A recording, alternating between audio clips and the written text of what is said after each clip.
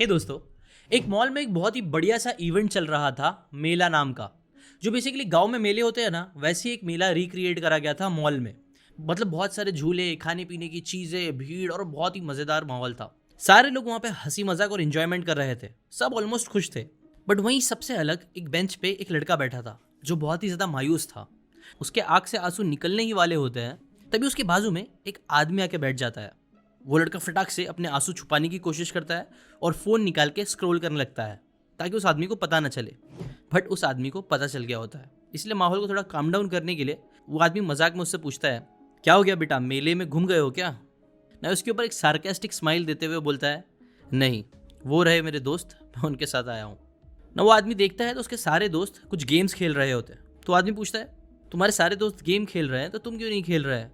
वो लड़का बोलता है, बस ऐसे ही, मन नहीं है। वो आदमी जानबूझ के और चीज़ें बोलने लगता है, अच्छा, लगता है तुम्हें गेम पसंद नहीं है, कोई और गेम खेल लेना उनके साथ, कोई बात नहीं।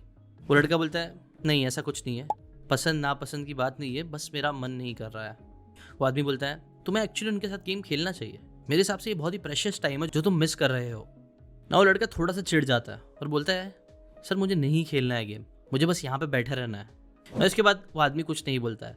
कुछ ही मिनट शांत रहने के बाद अचानक से वो लड़का बोल पड़ता है, मैं एक लूज़र हूँ। अभी तक मैं जितने भी गेम खेलता आया हूँ सब मैं हारता जा रहा हूँ। और बात सिर्फ गेम्स की नहीं है, मैं अपनी लाइफ में हारता जा रहा हूँ। हर कोई मुझसे आगे निकलता जा रहा है। मेरे कई सारे दोस्त अब्रॉड सेटल होने वाले हैं और मैं यहीं कहीं अटका पड़ा हूँ। ना मैं ज़्यादा पैसे कमा पा रहा हूँ, ना मेरे रिलेशनशिप अच्छे हैं।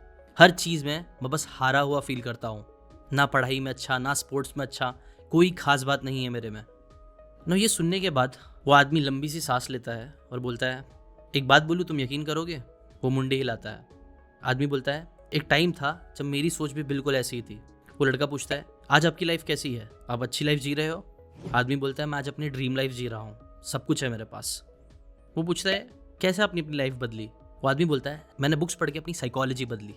तुमने एक लाइन हमेशा सुनी होगी ना, कि losers focus on winners and winners focus on winning by working on themselves. ना ये वाली लाइन मैंने भी बहुत बार सुनी थी, बट मुझे कभी इसका मतलब समझ में नहीं आया था। तुम्हें समझ में आता है इसका मतलब? लड़का बोलता है, नहीं, मतलब हाँ, बस हमें अपने ऊपर फोकस करना चाहिए। आदमी बोलता है, हाँ, हमें अपने ऊपर फोकस करना चाहिए, सही बात है, बट कैसे? ये चीज़ का आंसर कभी कोई नहीं बताता है। बट फॉर्चुनेटली मुझे एक बुक मिली जिसकी हेल्प से मुझे 10 ऐसी चीज़ें मालूम पड़ी, 10 ऐसी हैबिट्स, ऐसी क्वालिटीज़ जो हमारी साइकोलॉजी को एक विनर साइकोलॉजी बना देती है। ऑन द अदर हैंड, जब तक ये 10 आदतें हम अपनी लाइफ में नहीं रखेंगे, हम हमेशा लाइफ में एज अ लूजर ही फील करेंगे और कुछ बड़ा नहीं कर पाएंगे। बेसिकली 10 आदतें का उल्टा करना हमारी लाइफ को टोटली बर्बाद कर सकता है। नो आदमी बोल ही रहा होता है ये, तभी उसको एक फ़ोन आ जाता है अचानक से और वो बोलता है कि चलो मुझे अब जाना पड़ेगा, अर्जेंट काम आ गया है। लड़का बोलता है, बट सर वो 10 आदतें क्या है, कैसे मैं अपने ऊपर काम कर सकता हूँ, आप मुझे बताओगे? तो आदमी बोलता है, तुम्हारा नाम क्या है? वो बोलता है, अमन। उसके बाद वो आदमी पॉकेट से एक कार्ड निकालता है और उस लड़के को दे देता है। बोलता है, अगर तुम्हें वो 10 आदतों के बारे में, 10 क्वालिटीज़ के बारे में, 10 स्टेप्स के बारे में सीखना है तो कल मुझसे मिलने आ जाना। लड़का जब उसका कार्ड लेता है तो उस पर लिखा हुआ होता है डॉक्टर बुक और उनके कॉन्टैक्ट डिटेल्स दी होते हैं। इसके बाद लड़का घर जाके सर्च करता है तो उसे मालूम पड़ता है कि जो डॉक्टर बुक है वो एक्चुअल में बहुत ही फेमस है। इनफैक्ट दुनिया के बड़े बड़े लोग इनके पास कंसल्टेशन के लिए जाते हैं। लड़का अपने आप को लकी समझता है कि उसे भी ये मौका मिला, इसीलिए फौरन वो दूसरे दिन डॉक्टर बुक के पास चला जाता है। अमन के एक्साइटमेंट लेवल बहुत ज़्यादा होता है जब वो डॉक्टर बुक से मिलता है। डॉक्टर बुक उससे मिलते ही उसे बताते हैं, बोलते हैं, अमन, कल जो मैं बातें तुमको बता रहा था, साइकोलॉजी चेंज करने से रिलेटेड बातें बता रहा था, वो मैं एक बुक से इंस्पायर्ड होकर तुमको बता रहा था जिसका नाम है the psychology of winning by Denis Waitley, जो बेसिकली एक अमेरिकन ऑथर, स्पीकर है, जिन्होंने हजारों लाखों लोगों को स्टडी करा है, उन्हें कंसल्ट करा है और नोटिस करा कि 10 आदतें ऐसी होती है जो लूजर्स को विनर से अलग बना देती है। और ये सारी आदतें सेल्फ रिलेटेड है, ना कि अदर्स रिलेटेड। मतलब ये आदतें सिखाती है कि कैसे हम अपने ऊपर काम करके चीज़ें बदल सकते हैं, दूसरों पे फोकस करने के बजाय। ना इस बुक में 10 बातों का जो सीक्वेंस है उसको मैंने थोड़ा मॉडिफाई कर दिया है और तुम्हारे लिए एक स्टेप बाय स्टेप प्रोसेस बनाया है, जो तुम अगर फॉलो करोगे तो पक्का तुम्हारी साइकोलॉजी पूरी तरीके से बदल जाएगी और तुम जिंदगी में कभी लूजर फील नहीं करोगे। ना ये सुनने के बाद अमन बहुत एक्साइटेड हो जाता है और वो बोलता है, प्लीज सर मुझे बताइए आप क्या है वो 10 क्वालिटीज या habits. Quality number 1, positive self awareness. Doctor बुक अमन को पीट रोज की कहानी सुनाते हैं, जिन्हें प्यार से चार्ली हसल के नाम से जाना जाता था। चार्ली हसल बेसिकली एक बहुत ही फेमस बेसबॉल प्लेयर थे जो अपनी डेडिकेशन और एक्सीलेंस के लिए बहुत मशहूर थे। उनका एक 4256 हिट का रिकॉर्ड था जो अब तक कोई नहीं तोड़ पाया है। वो एक बहुत ही ग्रेट प्लेयर माने जाते हैं। बट इंटरेस्टिंग बात यह है ना कि जब उन्होंने अपना करियर स्टार्ट किया था तब वो इतने ग्रेट नहीं थे, फार फ्रॉम इट। लेकिन बस उनकी एक आदत थी, एक आदत जिसने उन्हें इतना सक्सेसफुल बना दिया था। अमन पूछता है क्या थी वो आदत। डॉक्टर बोलते हैं वो क्या करते थे ना कि हर गेम के बाद चाहे वो जीते या हारे, पीट एक नोटबुक लेकर अपनी परफॉर्मेंस की डिटेल में एनालिसिस करते थे। हर प्ले, हर स्विंग, हर थ्रो को ब्रेक डाउन करते थे और सिर्फ अच्छी चीज़ों पर फोकस नहीं करते थे, वो ये भी देखते थे कि कहाँ से उनसे गलतियाँ हो गई। बेसिकली वो देखते थे कि क्या उन्होंने सही किया, क्या गलत, क्या उनके स्ट्रेंथ है, क्या उनके वीकनेसेस, और कहाँ कहाँ वो इम्प्रूवमेंट ला सकते हैं। बेसिकली वो अपने अंदर एक सेल्फ अवेयरनेस ला रहे थे कि वो करंटली कितने केपेबल है और कितना उनको इम्प्रूव होना चाहिए। और ये चीज़ करते हुए उन्हें बहुत सारी इंटरेस्टिंग बातें पता चली, जैसे कि फॉर एग्जांपल बेसबॉल सिर्फ फिजिकल नहीं बल्कि एक मेंटल बैटल भी है, जहाँ पे आप मेंटली बहुत शार्प होना चाहिए। आपको अपोनेंट्स के मूव्स भी एंटिसिपेट करने आना चाहिए, आपका फोकस अच्छा होना चाहिए, आपके अंदर थकान, स्ट्रेस, ये सारी चीज़ें नहीं होनी चाहिए, वरना आपके गेम पे इफेक्ट पड़ता है। और ये सारी चीज़ें तभी रियलाइज हुई जब वो ये एक्सरसाइज करते थे, जो सेल्फ अवेयरनेस और इंप्रूवमेंट के लिए बहुत इंपॉर्टेंट है। और वो सिर्फ अपने आप को ही नहीं, इसके बाद उन्होंने एक स्टेप फर्दर जाके वो अपने टीम मेंबर्स को भी जज करते थे, देखते थे कि वो क्या सही कर रहे हैं और क्या नहीं, जिससे उन्हें एक चीज़ समझ में आई कि बेसबॉल फेलियर का गेम है, क्योंकि बेस्ट से बेस्ट हिटर भी आधे से ज़्यादा टाइम फेल ही होते हैं, उनके बैट पे बॉल नहीं लगता। और ये सारी चीज़ों ने उन्हें एक एज दे दिया, जिसके बाद वो गेम में दूसरों से बहुत आगे निकलने लग गए। इनफैक्ट वो तो एंटिसिपेट भी करने लग जाते थे कि आगे क्या होने वाला है, इतना उनके अंदर सेल्फ अवेयरनेस की वजह से नॉलेज आ गई थी। इसलिए पहला स्टेप यही समझो अमन, तुम्हें सबसे पहले अपने बारे में अवेयरनेस लानी होगी कि तुम्हारे स्ट्रेंथ क्या है, तुम्हारे वीकनेसेस क्या है, तुम कैसे इंसान हो। एक नोटबुक लो और अपने बारे में लिखना स्टार्ट करो। ये वो पहला स्टेप होगा जब तुम दूसरों से हटके अपने बारे में फोकस करना स्टार्ट करोगे। और ये करने के बाद तुम्हें सेकंड स्टेप फॉलो करना है, जो है पॉजिटिव सेल्फ इमेज। अमन, तुमने आर्नोल्ड का नाम तो सुना ही होगा। अमन बोलता है हाँ ऑब्वियसली सुना है। डॉक्टर बुक बोलता है उनकी स्टोरी एक बहुत ही इंस्पायरिंग स्टोरी है जो सबको सीखनी चाहिए। जैसे कि फॉर एग्जाम्पल आर्नोल्ड का जो सफर है वो बॉडी बिल्डिंग से स्टार्ट तो हुआ, बट वहाँ खत्म नहीं हुआ। उन्होंने एक्टिंग में भी अपना नाम बनाया और फिर पॉलिटिक्स में भी वो पहुंचे। मतलब वो एक एक्स्ट्रा ऑर्डिनरी एग्जाम्पल है जिन्होंने सेल्फ इमेज का इतना अच्छे से यूज करके लाइफ में अपने बहुत अच्छा किया। जबकि आर्नोल्ड शुरू में बिल्कुल ऐसे इंसान नहीं थे। वो एक ऑस्ट्रिया के छोटे से गांव में पैदा हुए थे। उनके पास पैसा नहीं था, रिसोर्सेज नहीं था, लोगों का सपोर्ट नहीं था, सब चीज़ उनके खिलाफ थी। लेकिन उनके पास सिर्फ एक चीज़ थी, वो था उनका सेल्फ इमेज। आर्नोल्ड हमेशा अपने आप को एक ग्लोबल आइकॉन की तरह देखते थे। जब भी लोग उनका मजाक उड़ाते और बोलते तू नहीं कर पाएगा, तब वो अपने दिमाग में एक पिक्चर बनाते कि वो मिस्टर यूनिवर्स बन चुके हैं। इनफैक्ट वो ये बोलते भी थे कि मुझे हमेशा से पता था कि मैं अमेरिका जाऊंगा, मैं चैंपियन बनूंगा और दुनिया भर में फेमस हो जाऊंगा। ये था उनका पावरफुल सेल्फ इमेज, जिसकी वजह से ही उन्होंने ये सारी चीजें करी भी। वो अपने आप को एक विनर के रूप में देखते थे, चाहे दूसरे रिपोर्टर्स या कोई कुछ भी बोले। इसके बाद जब लोगों ने ये बोलना स्टार्ट किया तुम एक्टिंग नहीं कर सकते हो, फिजिकली जो तुम्हारा शेप है वो एक्टर्स के हिसाब से नहीं है, तुम्हें कोई भी हॉलीवुड में कास्ट नहीं करेगा, ये सपने देखना बंद कर दो, तुम्हारी एक्सेंट, तुम्हारा बॉडी साइज, सब कुछ हॉलीवुड स्टैंडर्ड के अगेंस्ट है। लेकिन वो टाइम पे भी वो अपने दिमाग में हमेशा यही चलाते थे सेल्फ इमेज कि मैं एक स्टार बनूंगा। एंड गेस व्हाट, उन्हें टर्मिनेटर मूवी मिली। सिर्फ एक लाइन ने उन्हें हॉलीवुड में बहुत फेमस कर दिया, जो था I will be back. But बात यही नहीं रुकी। इसके बाद उन्होंने अपने आप एज अ लीडर भी देखना स्टार्ट किया, एक सेल्फ इमेज बनाई कि वो पॉलिटिक्स में भी जाके काम करेंगे। तो इसके बाद लोगों ने बोलना स्टार्ट किया पॉलिटिक्स, ये सारी चीज़ें तुम्हारे बस की बात नहीं है, ये सब नहीं हो पाएगा। एक्टिंग, बॉडी बिल्डिंग तक ठीक था, बट फिर उन्होंने अपनी एक सेल्फ इमेज क्रिएट करी एज अ लीडर की, एक गवर्नमेंट लीडर की, जिसके बाद वो कैलिफोर्निया के गवर्नर भी बने। देखो अमन, दुनिया शायद तुम्हें कुछ भी बोले या ना बोले, एटलीस्ट तुम अपने आप से हमेशा ये चीज़ बोलते रहो, एक सेल्फ इमेज अपनी क्रिएट करते रहो जो सबसे बेस्ट हो। जैसे कि तुम अपनी लाइफ में क्या बनना चाहोगे, सारी लिमिटेशन हटा दो, सिर्फ सोचो कि तुम्हें जिंदगी में क्या अचीव करना है, कैसे अपने आप को देखना चाहोगे। तो अमन बोलता है मैं अपने आप को एक बहुत बड़ा बिजनेसमैन देखना चाहता हूँ, एक टाइकून। तो डॉक्टर बुक ने कहा बट क्या तुम ये चीज़ कर रहे हो, अपने आप को एज अ टाइकून देखते हो, तुम रोज इमेजिन करते हो इस चीज़ के बारे में, कुछ सेल्फ इमेज के बारे में। अमन बोलता है नहीं। डॉक्टर बोलते हैं सो सेकंड स्टेप ये चीज़ करना स्टार्ट करो, बट इसके साथ साथ ये थर्ड स्टेप भी इंपॉर्टेंट है, वरना सेकंड स्टेप काम नहीं आएगा, जो है positive self esteem. Doctor book ने कहा अभी मैं तुम्हें 3 फेमस लोगों के बारे में फटाफट बताता हूँ। एक है विंसेंट वैन वॉग। इन्हें दुनिया के सबसे बड़े आर्टिस्ट में से एक माना जाता है आज। लेकिन जब विंसेंट एक्चुअल में जब पेंटिंग करते थे ना, तो कोई भी उनका टैलेंट समझ नहीं पाता था, उनका काम बार बार रिजेक्ट हो जाता था। लोग कहते थे उनकी पेंटिंग बेकार है, और इस वजह से ही विंसेंट ने भी ये चीज़ मान ली कि उनकी कोई वैल्यू नहीं है। इसके जैसे उनका जो सेल्फ एस्टीम था वो एकदम लो था, इतना लो था कि वो अपनी पेंटिंग्स को कॉर्डियो के दाम में बेच देते थे। उन्होंने जिंदगी भर अपने सेल्फ एस्टीम को लो रखा, जिसके जैसे वो जीते जी कभी एक ग्रेट आर्टिस्ट नहीं बन पाए। लेकिन गेस व्हाट, आज विंसेंट वैन वॉग की जो पेंटिंग्स है ना, वो दुनिया भर में one of the most expensive paintings मानी जाती है। जिनकी एक पेंटिंग है ऑर्किड विद साइप्रस, जो 2022 में $117 मिलियन में बिकी थी। वही पेंटिंग जिसे विंसेंट ने अपनी जिंदगी में कुछ सेंट्स में बेच दिया था। एक और इंसान के बारे में सुनो जिनका नाम था फ्रेंच काफका।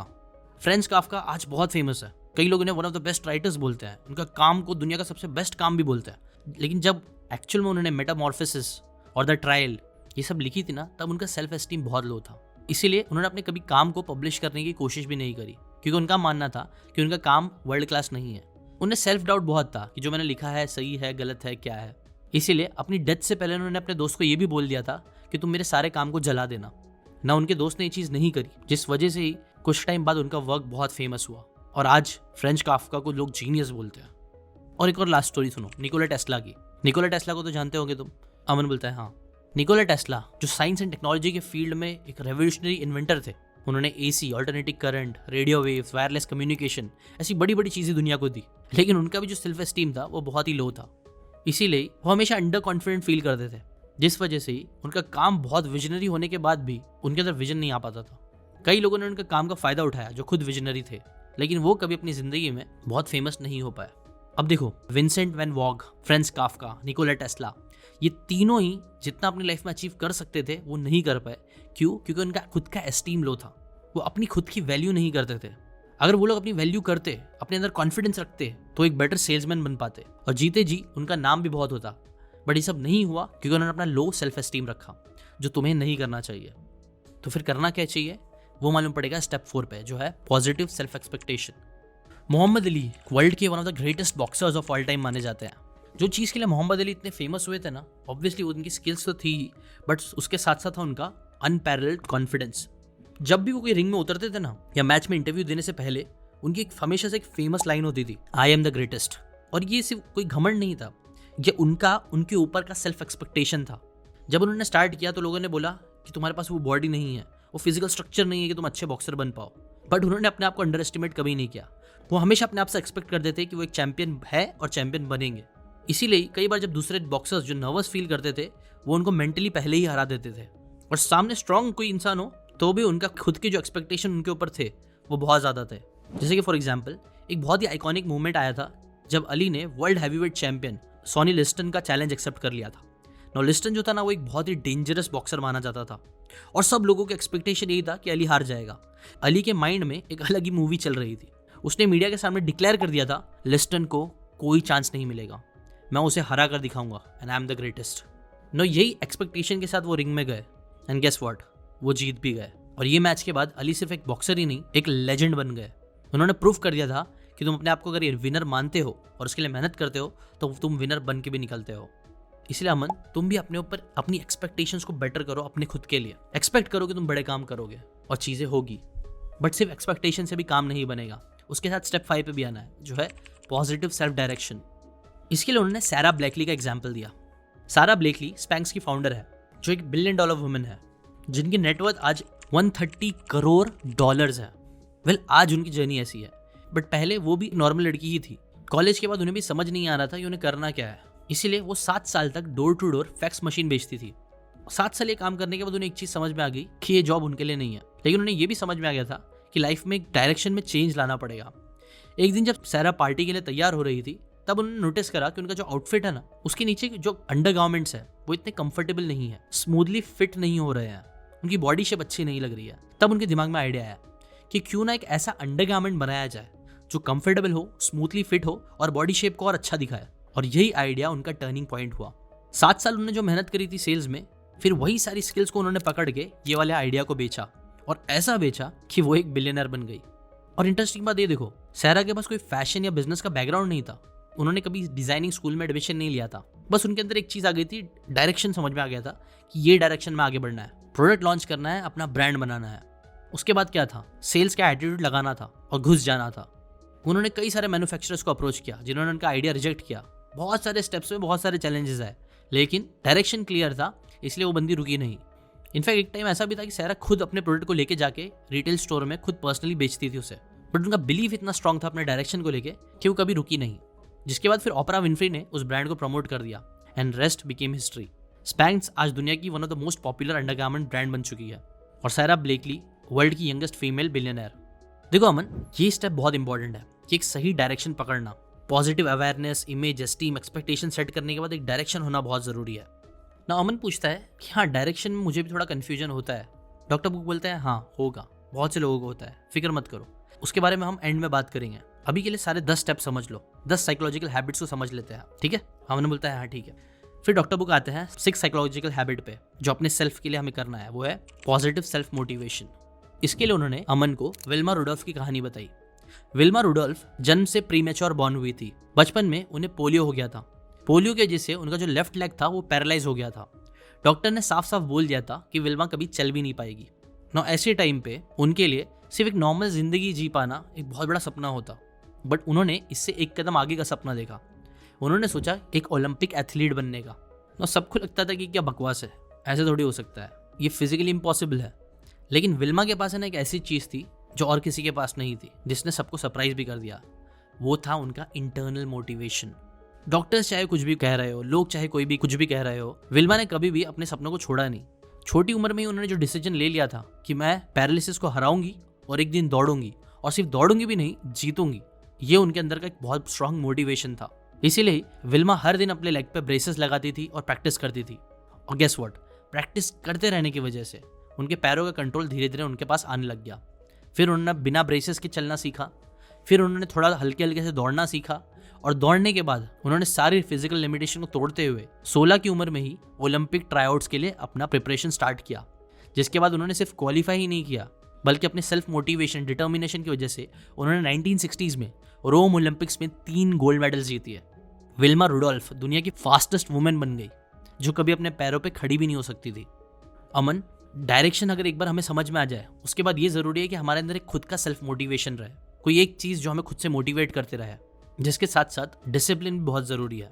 मोटिवेशन चाबी की तरह होता है जो गाड़ी स्टार्ट करने में हेल्प करता है, लेकिन इसके बाद स्टेप 7 भी ज़रूरी है, जो है पॉजिटिव सेल्फ डिसिप्लिन, जिससे तुम्हारी गाड़ी तुम्हारे सपनों की डेस्टिनेशन तक चलती रहे। और इसके लिए डॉक्टर ने कोबी ब्रायंट का एग्जाम्पल दिया। तुमने कोबी ब्रायंट का तो नाम सुना ही होगा, जो सैडली अब हमारे बीच में नहीं है। अमन ने कहा कि हाँ, मैंने न्यूज़ में देखा था। अमन, मुझे नहीं पता कि तुम्हें पता है कि नहीं, बट कोबी ब्रायंट बहुत ही फेमस थे। वो जाने जाते थे उनके इनक्रेडिबल स्किल्स और डिटर्मिनेशन के लिए, बट उनका सीक्रेट उनका टैलेंट नहीं था। जो चीज़ ने उन्हें इतना फेमस बनाई थी वो था उनका रिलेंटलेस डिसिप्लिन, उनका नो शॉर्टकट्स का एटीट्यूड जो हमेशा अप्लाई करते थे। कोबी ब्रायंट इतने डिसिप्लिन है ना, उसके बारे में एक यंग NBA प्लेयर बताते हैं कि जब उन्हें ना कोबी ब्रायंट के साथ प्रैक्टिस करने का मौका मिला, तो दोनों ने एक टाइम फिक्स किया, सुबह 4 बजे आके प्रैक्टिस करेंगे ना। 4 बजे जब वो यंग प्लेयर एकदम नींद में थका फील करते हुए प्रैक्टिस करने आया, तो वो देख के शॉक हो गया। उसने देखा कि जो कोबी ब्रायंट थे ना, वो वहाँ पे ऑलरेडी मौजूद थे और पसीने से लथपथ थे। पूछने पे उन्हें मालूम पड़ा कि कोबी तो ऑलरेडी वहाँ पे 3 बजे से अपने ड्रिल्स की प्रैक्टिस उन्होंने शुरू कर दी थी। और गेस व्हाट, जहाँ पे वो दूसरा यंग प्लेयर प्रैक्टिस कर करके थक गया, उसके बाद कोबी ब्रायंट ने 1 घंटा और प्रैक्टिस करी। तब उस यंग लड़के ने पूछा कि आप इतनी मेहनत क्यों करते हो, आप तो ऑलरेडी बेस्ट प्लेयर हो। तब कोबी ने कामली जवाब दिया कि मैं चाहता हूँ तुम यंगस्टर्स को भी पता चले कि मैं आज यहाँ पे हूँ तो वो अपनी मेहनत की वजह से हूँ, अपने सेल्फ डिसिप्लिन की वजह से। कोबी ब्रायंट हमेशा इंश्योर करते थे कि वो अपने कंपटीशन से एक कदम आगे रहे, और एक कदम आगे आने के लिए उनके पास जो सबसे बड़ा हथियार उनका था वो था डिसिप्लिन। डिसिप्लिन के साथ प्रैक्टिस करते रहना, और ये चीज़ पे अमन तुमको भी काम करना पड़ेगा। डॉक्टर बुक ने अमन को बताया कि अमन, डिसिप्लिन सबसे इंपॉर्टेंट चीज़ होती है। जब भी आपकी लाइफ में डिसिप्लिन नहीं होगा, आप हमेशा एक लॉस्ट और लूजर की तरह ही फील करोगे, इसलिए उसके ऊपर काम जरूर करना अमन। और करने में नेक्स्ट हैबिट भी आपकी हेल्प करेगी, जो है पॉजिटिव सेल्फ कंट्रोल। इसके लिए उन्होंने अगेन एक बास्केटबॉल प्लेयर का ही एग्जाम्पल दिया, Michael Jordan. Now Michael Jordan mentally बहुत टफ और उनका सेल्फ कंट्रोल बहुत ही स्ट्रांग था। उसका एक अच्छा एग्जाम्पल 1997 का NBA फाइनल्स का गेम था, गेम 5, जो गेम फ्लू गेम के नाम से फेमस हुआ। नाउ बात ये थी ना, जॉर्डन उस गेम से पहले बीमार हो गए थे, उनकी तबीयत खराब हो गई थी, वो बहुत वीक फील कर रहे थे। बाकी प्लेयर्स ने तो मान लिया था कि यार ये बंदा अभी तो खेल ही नहीं पाएगा, इतनी तबीयत खराब है, बेड से ही नहीं उठ पाएगा, खेलना तो दूर की बात है। बट जॉर्डन को पता था कि ये वही मोमेंट है जहां उन्हें अपनी माइंड और बॉडी को कंट्रोल करना सीखना पड़ेगा। तब उन्होंने फिजिकली कंडीशन ना होने के बावजूद जॉर्डन ने अपनी इलनेस के साथ परफॉर्मेंस करा, अपने आप को फिजिकली कंट्रोल करते हुए, पेन और एग्जॉशन को पुश करते हुए उन्होंने गेम पर फोकस रखा, और सिर्फ अपने डिटर्मिनेशन के बेसिस पे अपने माइंड बॉडी को कंट्रोल कर पाने की वजह से जॉर्डन ने उस गेम में 38 पॉइंट स्कोर किए, शिकागो बुल्स को एक क्रिटिकल विक्ट्री दिलाई चैंपियनशिप जीतने में, जिसने फिर मदद भी करी ना। ये जो एग्जाम्पल वो दिखाता है हमारा सेल्फ कंट्रोल। डॉक्टर बुक अमन को बताते हैं कि अमन, तुमने देखा है कभी वो वीडियो जहाँ पे जो मॉन्क्स होते हैं वो लाइन से बैठे होते हैं, उनके हाथ में एक कप होता है, और जो मास्टर होता है वो गरम गरम पानी कप में डालता है, जिसकी वजह से कई लोग चिल्ला पड़ते हैं, कई लोगों के हाथ से वो कप छूट जाता है। बट उसमें कुछ आदमी होते हैं जो गरम गरम पानी अपने हाथों पर लगने के बाद भी जरा भी रिएक्ट नहीं करता है। कैसे? वेल, ये होता है उनका सेल्फ कंट्रोल। एक कोट है जो बोलता है कि pain is inevitable but how you react to the pain is up to you. Maximum लोग पेन में बौखला जाते हैं, वो अपने आप पे कंट्रोल नहीं रख पाते हैं, और ऐसे ही लोग फिर डिसिप्लिन में नहीं रह पाते हैं। ऐसे ही लोग अपने आप को कभी विनर जैसा समझ नहीं पाते हैं, क्योंकि उन्हें लगता है कि उनका कंट्रोल उनके पास है ही नहीं। लेकिन जो लोग ये सब चीज़ों में कंट्रोल करना सीख जाते हैं वो फिर एक विनर बन के निकलते हैं। इसीलिए ये एक चीज़ पे भी ज़रूर अपनी लाइफ में काम करना अमन, वो है पॉजिटिव सेल्फ कंट्रोल। इसके बाद सेकंड लास्ट हैबिट को फॉलो करना जो है पॉजिटिव सेल्फ प्रोजेक्शन। और इसके लिए उन्होंने मैरी, एक यंग पब्लिक स्पीकर की कहानी सुनाई। मैरी जो थी वो हमेशा अपने दोस्तों के बीच में कॉन्फिडेंट थी, लेकिन जब बात पब्लिक स्पीकिंग की आती थी उनका कॉन्फिडेंस हिल जाता था। जब भी वो स्टेज पर जाती थी तो उनका दिमाग ब्लैंक हो जाता था, वो कांपने लग जाती थी, उनकी आवाज़ शेकी हो जाती थी। बेसिकली वो बहुत डर रही थी, जिस वजह से ही उनका जो परफॉर्मेंस होता था वो भी बहुत ख़राब होता था और लोगों को मज़ा नहीं आता था। तभी मैरी के एक मेंटर थे, उन्होंने उनसे एक बात कही जो मैरी को बहुत इंटरेस्टिंग लगी।